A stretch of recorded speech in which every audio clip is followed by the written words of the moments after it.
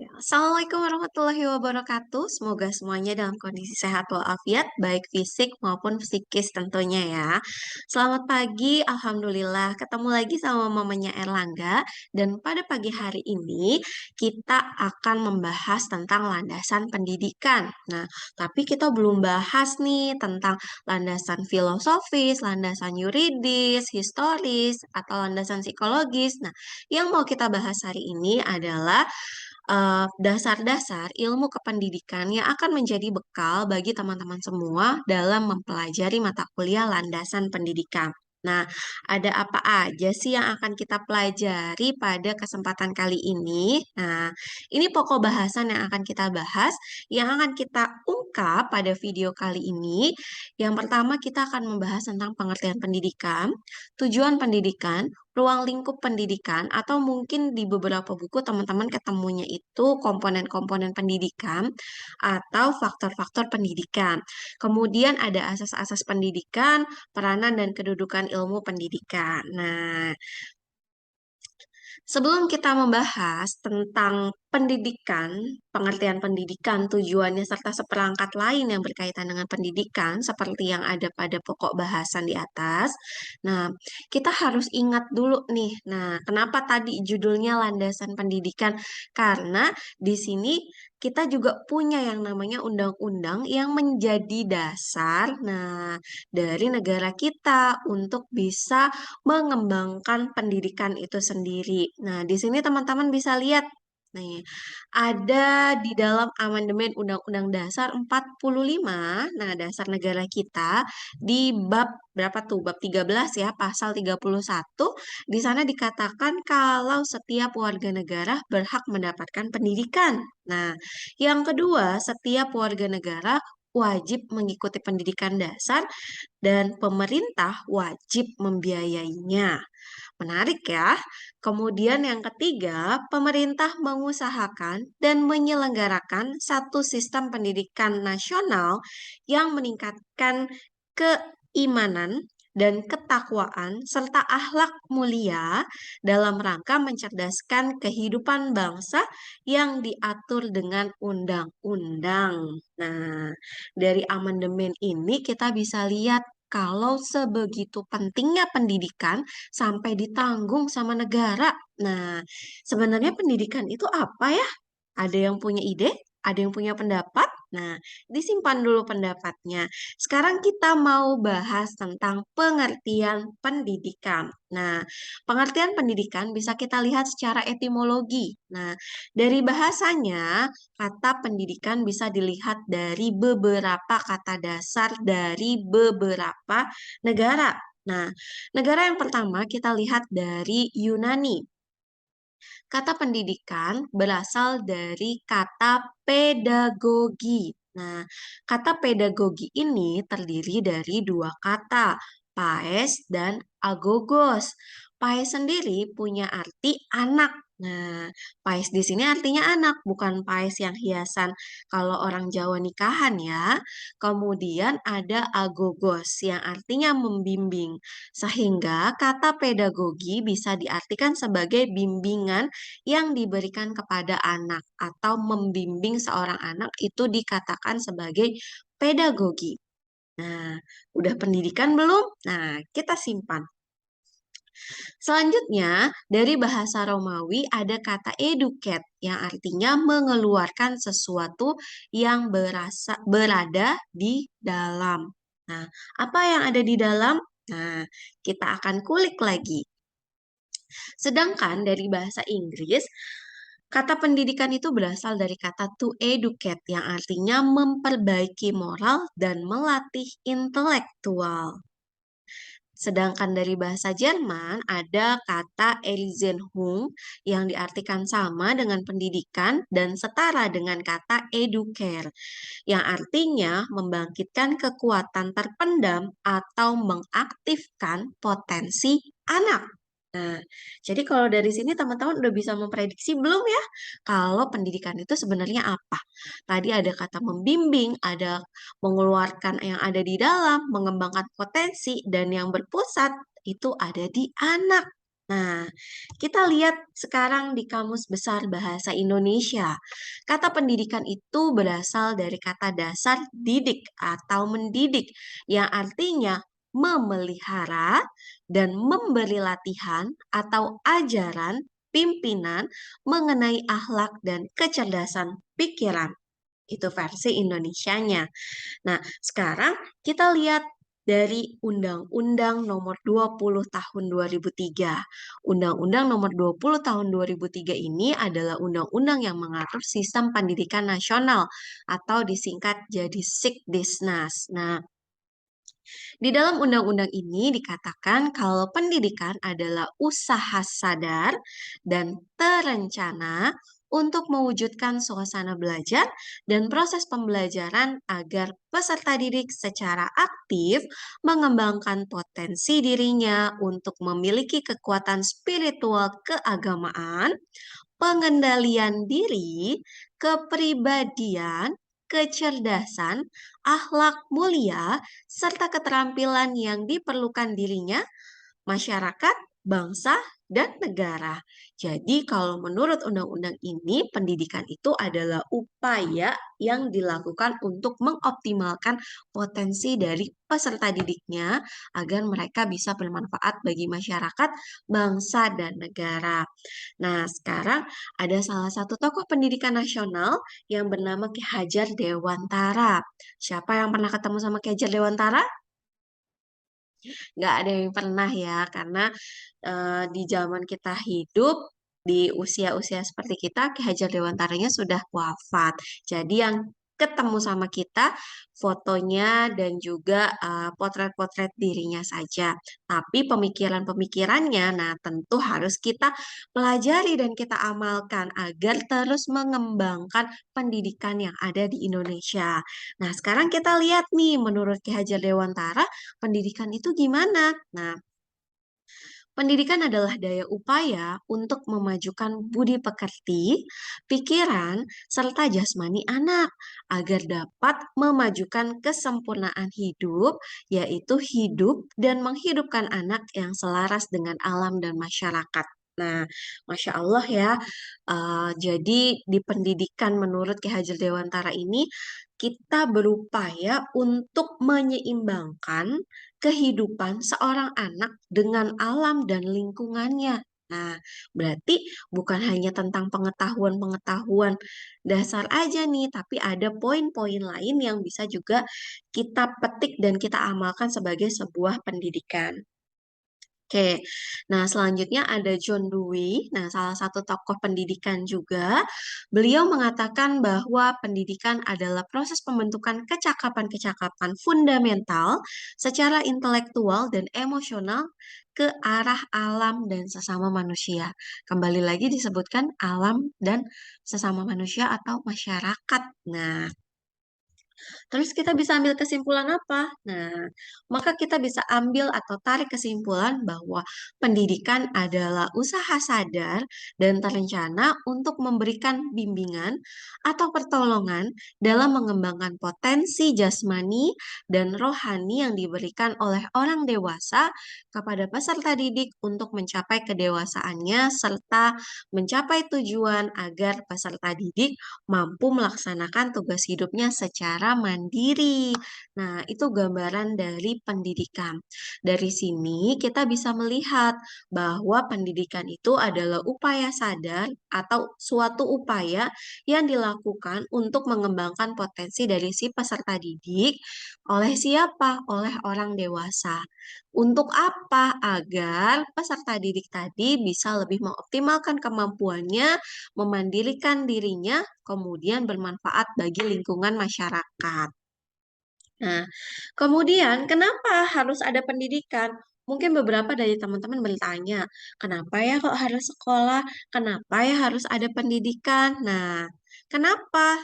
Sebelum kita bahas kemengapaannya dan sebelum kita membahas tujuan pendidikan yang ada di Indonesia, kita kenalan dulu sama MG Langeveld. Nah, beliau mengemukakan bahwa di dalam pendidikan atau pendidikan dan pengajaran, nah, ada tujuan-tujuan yang bisa kita susun dan kita buat. Nah, di sini ada 6 tujuan. Yang pertama ada tujuan umum. Nah, tujuan umum ini adalah tujuan keseluruhan yang menyelimuti proses pendidikan tersebut. Sedangkan tujuan khusus adalah tujuan yang ingin dicapai secara khusus yang sudah ada pengelompokannya. Contoh misalnya, teman-teman belajar tentang landasan pendidikan. Secara umum, tujuannya teman-teman mampu menguasai ilmu-ilmu kependidikan. Nah, tujuan khususnya dikerucutkan lagi. Misalnya, teman-teman tujuannya agar mampu mengetahui dan memahami ilmu-ilmu kependidikan di sekolah menengah atas misalnya. Jadi lebih dikerucutkan kembali. Sedangkan kalau tujuan tak lengkap adalah tujuan yang ingin dicapai tapi hanya pada ruang lingkup tertentu. Misalnya fokusnya hanya pada kognitifnya aja atau fokusnya hanya pada afektifnya saja. Kemudian ada tujuan sementara. Tujuan sementara ini adalah tujuan yang ingin dicapai tapi dalam jangka waktu singkat. Misalnya, setelah teman-teman menonton video ini, tujuannya teman-teman memahami ilmu kependidikan. Nah, sebatas memahami, udah sampai di sini aja. Tapi apakah nanti diamalkan, apakah nanti diaplikasikan, itu bukan jadi tujuannya. Nah, maka itu dikatakan sebagai tujuan sementara. Dan ada juga tujuan intermedier. Nah, tujuan intermedier ini adalah tujuan yang ingin diperoleh dari aktivitas-aktivitas lain yang mungkin tidak secara langsung bersinggungan dengan tujuan tersebut. Contoh misalnya teman-teman mungkin di rumah ada yang dapat tugas untuk nyapu ngepel setiap hari. Nah, orang tua teman-teman meminta teman-teman untuk nyapu ngepel rumah tiap hari. Nah, tujuannya bukan rumahnya pengen bersih. Nah, tapi tujuannya agar teman-teman punya rasa tanggung jawab. Nah, rasa tanggung jawab inilah yang menjadi tujuan intermediernya. Dan yang terakhir adalah tujuan insidental atau tujuan yang ingin dicapai di waktu tersebut dalam kondisi yang memang sudah ada. Contoh misalnya, ada anak yang melerai, maaf, ada anak yang berkelahi, kemudian dilerai. Nah, tujuannya biar mereka nggak berantem lagi. Nah, itu namanya tujuan insidental.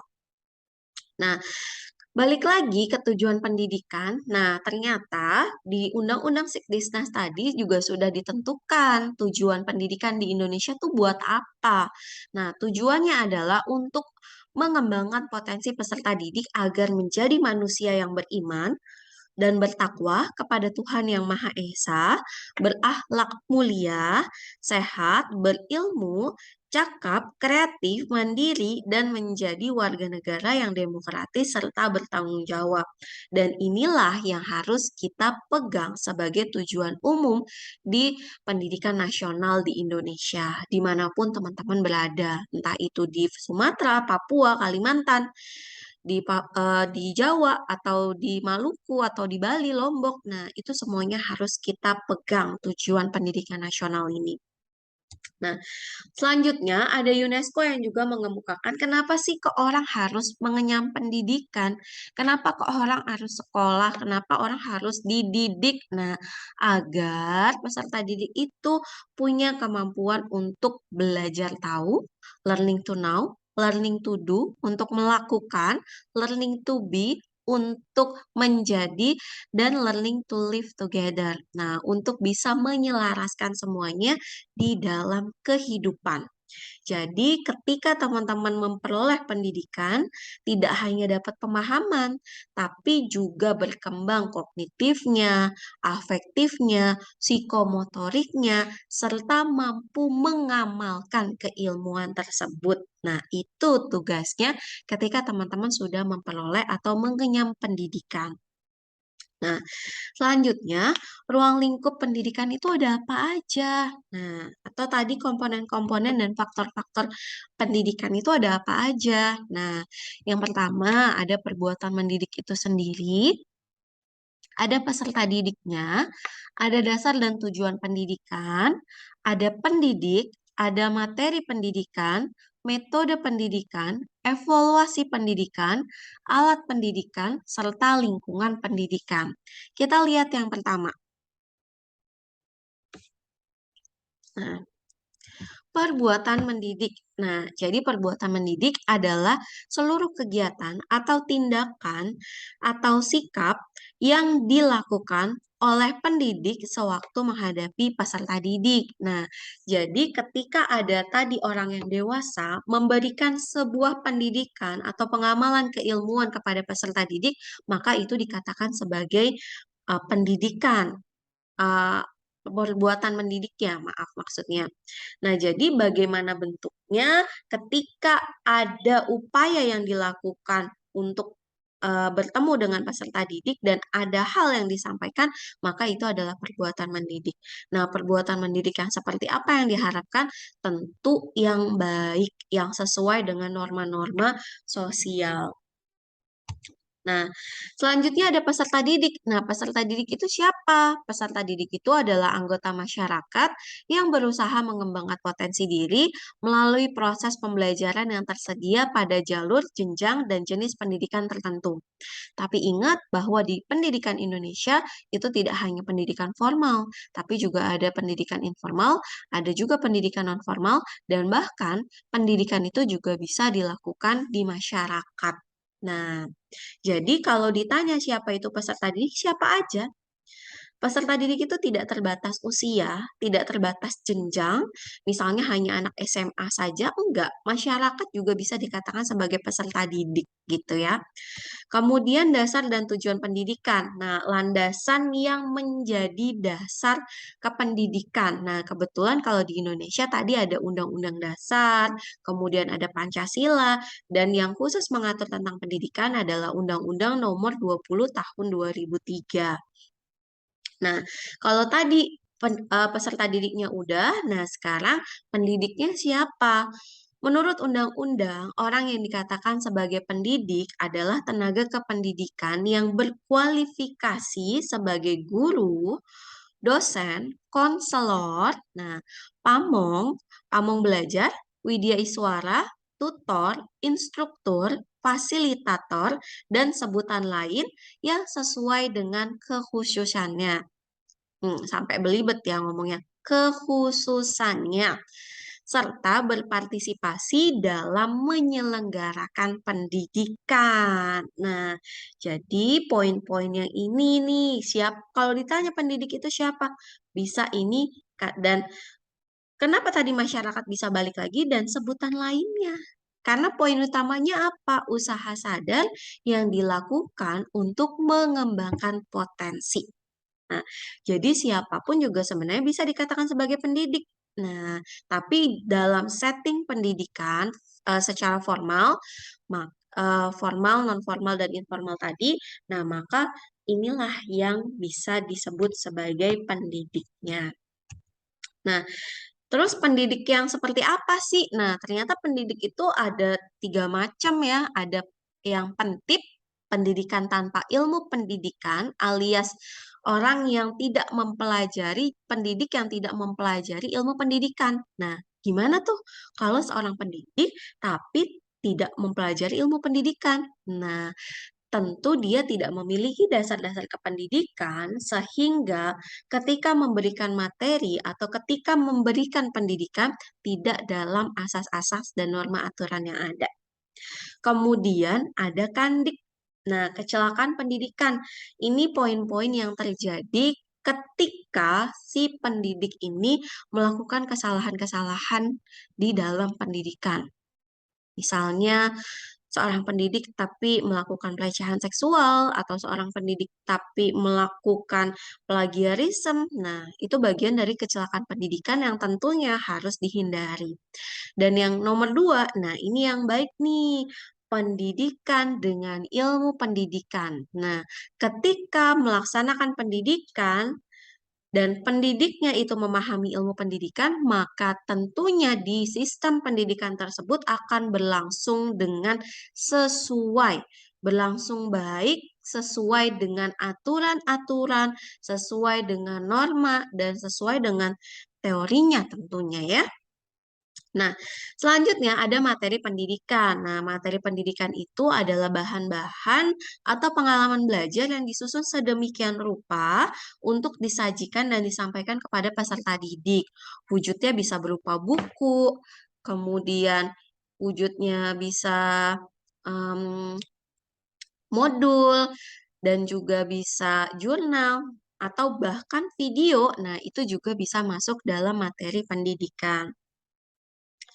Lalu ada metode pendidikan. Singkatnya, metode pendidikan ini adalah cara yang digunakan oleh pendidik untuk bisa melaksanakan pembelajaran. Dan ada banyak metode-metode pendidikan ini yang bisa teman-teman pelajari, teman-teman aplikasikan nantinya. Salah satunya ada metode ceramah, ada metode diskusi, ada brainstorming, kemudian ada collaborative learning, kemudian ada talking stick, karya wisata, dan masih banyak lagi metode-metode yang nantinya bisa teman-teman pilih ketika melaksanakan pendidikan. Oh ya, dan metode pendidikan ini juga jadi salah satu penentu ketercapaian materi-materi pendidikan itu tadi.